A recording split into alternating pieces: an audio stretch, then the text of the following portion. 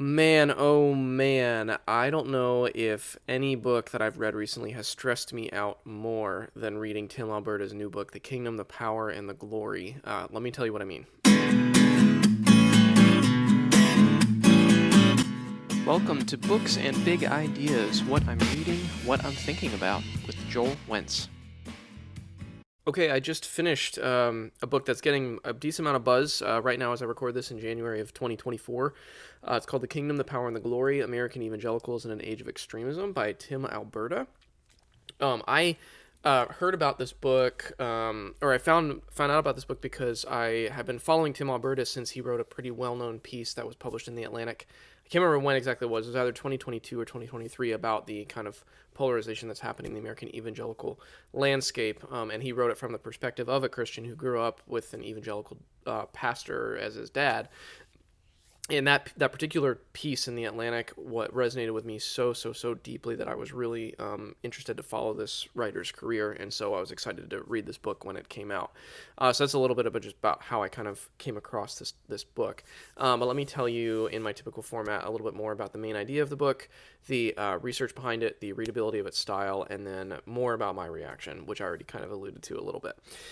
Okay, but the main idea of The Kingdom, the Power, and the Glory. So this is so he's a journalist. This is a journalistic book, and it's essentially his attempt to provide a pretty comprehensive, or at least a wide-ranging look at conservative American evangelicalism as of post-pandemic, 2022, 2023, kind of that era.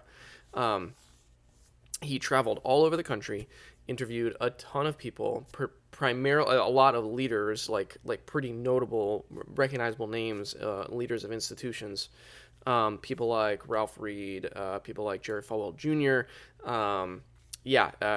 people like Stephen Strang, lots of Robert Jeffress is another one, a lot of people like that, significant, influential people. And he interviewed them and does all these profiles, does even more research, he gets at a little bit of recent evangelical history, does a lot. He's a political reporter primarily, so he does a lot of reporting on politics, but it's really like traveling around the country, interviewing people, researching, getting data, and giving a portrait of kind of the state of really the extreme rhetoric, this extreme fear-mongering, the extreme political posturing that's happening in kind of all over the country within broadly American evangelical practice. It's quite disturbing, but that's what The Kingdom, the Power, and the Glory is all about. It's just a wide product of reporting, journalistic reporting, as it relates to religion, religious practice, and politics, and extreme political rhetoric and extreme political kind of partisanship. That's what it's about. So I've already, in the main idea, it kind of is possible to give a sense of this book without already talking about the research, but let me give you a little bit more insight into the research. It's primarily first-person research and reporting, so it's primarily that interview, kind of reporting firsthand, conversations, attendance at events, attendance at conferences, getting interviews with leaders, preachers, political activists.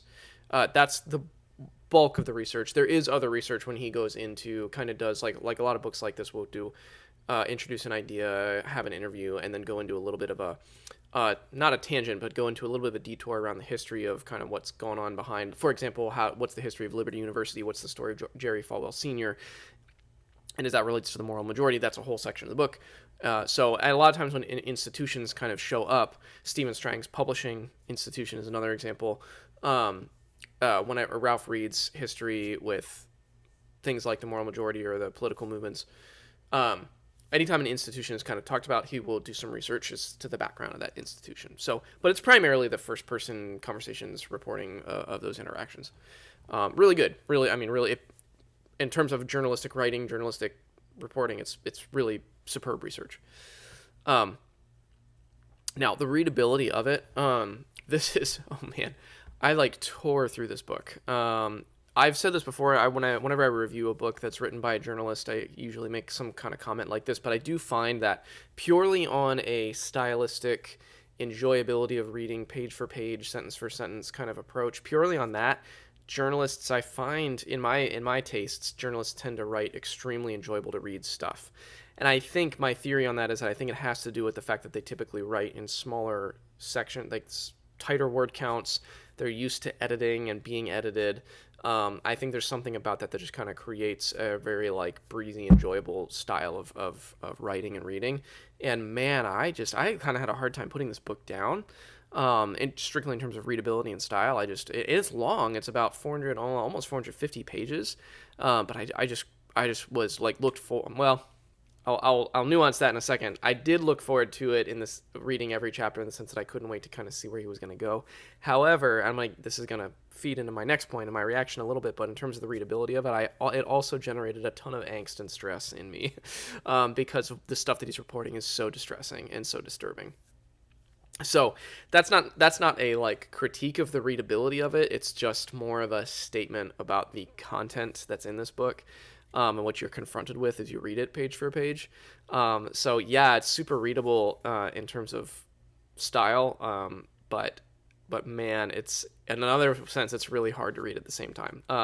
It's kind of that like you kind of want to look at the crash on the side of the road, but you also kind of don't want to. It's almost a little bit of that feeling like oh, I don't want to see this, but my curiosity can't keep myself away. It's a little bit of that tortured reaction. At least that's what I had. And that leads me to my last point, my reaction to this book.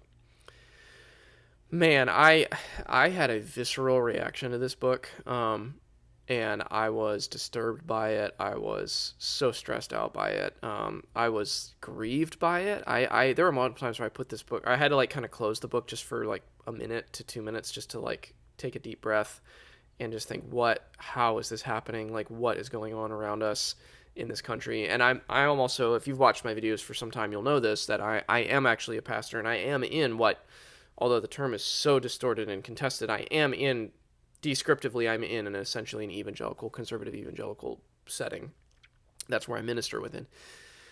And so I had really deep kind of ties to all this stuff that he's talking about. I've experienced and I've tasted some of this extremism, and just in conversations more on like a smaller scale at like level. I've seen some people get radicalized by the politicization.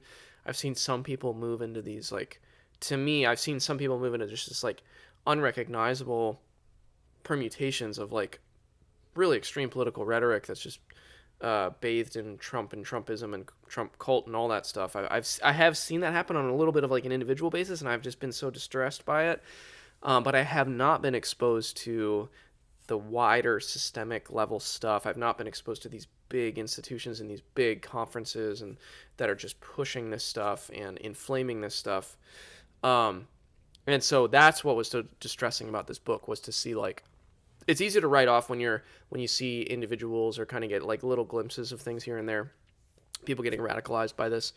It's easy to kind of like maybe sweep it under the rug or excuse it or shrug it off or say like, well, yeah, that's unfortunate, but doesn't really have anything to do with me, and I can't do anything about it anyways. It's easy to kind of do that, but then when you get confronted with what he's reporting on here, which is just the serious amount of power that's being exercised by individuals and institutions to further this really hardline, extreme right-wing rhetoric, it's so disturbing.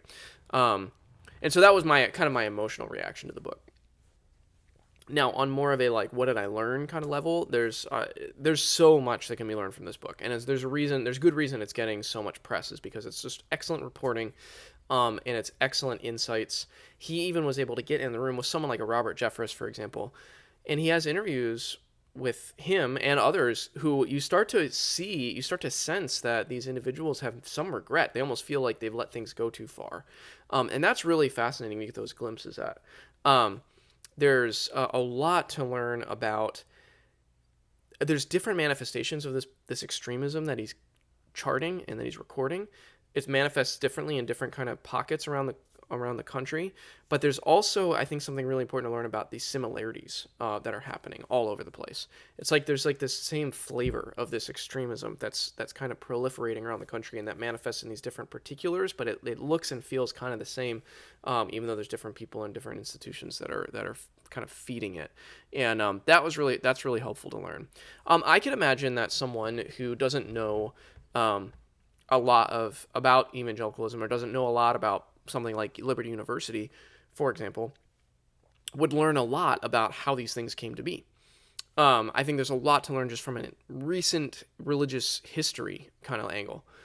Another thing that I think people could learn from this book is, and this part I absolutely loved this part as a pastor, and I'm not going to go much into my personal experience, but I actually became a local pastor at the very beginning of 2020, so I became a pastor right like going into all this stuff, and I think he does an amazing job painting these portraits of local pastors around the country who experience these pressures in so many different ways, and the such difficult decisions that pastors had to make going through the pandemic and going through the Trump kind of phenomenon, and just like trying to walk with people and also being confused by where some of this extremism was coming from, and then also being grieved by seeing what they're happening to their congregations and seeing people leave and people move, and all because of politics. And I think he does an amazing job like painting these almost character portraits in a way, even though they're real people, they're not fiction. Painting these portraits of these pastors, these real people who are trying to lead in such fraught times and who are taking so much kind of psychological damage and hurt on. And I could see someone who doesn't really have any idea what it's like to be a pastor. I could see someone who doesn't know much about the evangelical world just gaining a lot of empathy from his portrayals of these people.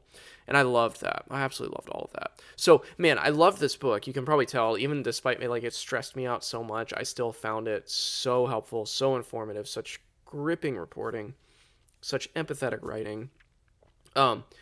I do want to offer, like, I think there are some fair critiques that I'm even starting to see bubble up about this book. And I want to offer that I'm aware of those. One of them is the kind of whiteness and maleness of this whole project. I mean, he's a white guy, pretty much, not almost across the board. All the people he interviews and gets like serious individual FaceTime with, pretty much are all white men. You know, your Ralph Reeds, your Jerry Falwell Juniors, your so on and so forth. People I've mentioned already. And that does skew, or at least kind of put some parameters around what he's really reporting on. And that's especially interesting because there is a significant, especially of the Pentecostal kind of wing, so to speak, of American evangelicalism, which is certainly not always majority white. It does kind of leave that out of the portrait that he's kind of, or the landscape that he's kind of researching, which is something that's worth wrestling with and thinking about. And there is also something to the fact that like he is this, influential journalist as a white man sitting out with a bunch of other white men talking through their power, basically, and their use of power. And there's a good and a bad that come with that. I think that part of his demographic reality is part of why he was able to get some of the data he got. But it also does limit it in other ways. I hope that makes sense. So I'm more just acknowledging that critique that it's there. I think that having said all of that, I still think this is kind of a masterful, incredibly timely book, and an incredibly timely piece of reporting that is almost like a must read. I'm going to, like, anyone that has relatively any interest in what's going on in American evangelicalism, the throng of people supporting Trump, and anyone who's interested in any of that stuff, I think this is such an easy recommendation, such an immediate recommendation, one that I'm just going to be like pushing into people's hands and heavily recommending moving forward. Even though it might stress you out like it did to me. So those are my thoughts on the much talked about new book, The Kingdom, the Power, and the Glory by Tim Alberta. As always, thanks for taking some time to watch.